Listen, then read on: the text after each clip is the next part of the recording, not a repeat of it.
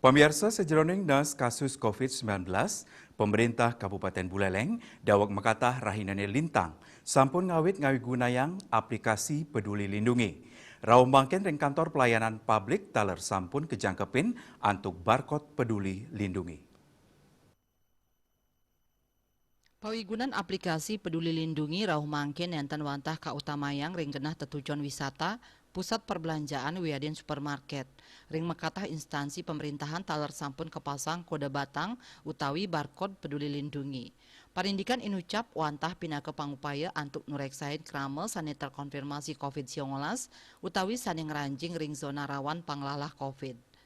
Sekda Buleleng Gede Suase ring selah panureksan pawigunan aplikasi ring mekatah genah pelayanan publik nelatarang rahu mangkin instansi ring Buleleng patut kejangkepin barcode Peduli Lindungi rumasuk ring pelayanan publik sane maarepan langsung sareng krame.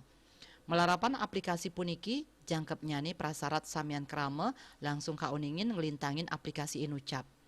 Suiase talar ngawawahin yening pawigunayan aplikasi punike petugas pacang langsung ngicen ayahan majeng krame sanerau saking zona hijau.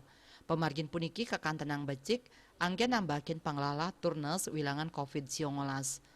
Kalau yang boleh dilayani masuk kantor kita adalah mereka dengan status hijau.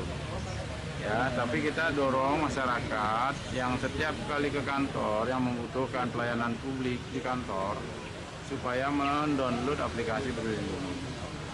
Jika di setiap kantor bisa membantu masyarakat yang bawa HP Android untuk melakukan mendownload aplikasi Peduli Lindungi, maka akan makin banyak masyarakat menggunakan aplikasi Peduli Lindungi sebagai screening awal untuk mendeteksi orang terkonfirmasi atau berpotensi terkonfirmasi atau menularkan COVID-19.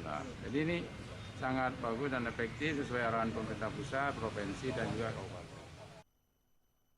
Kuentanan aplikasi Peduli Lindungi antuk selanturnyane taler kepasang ring sekolah-sekolah sawawongkon Kabupaten Buleleng. Komang Yuda, Bali TV.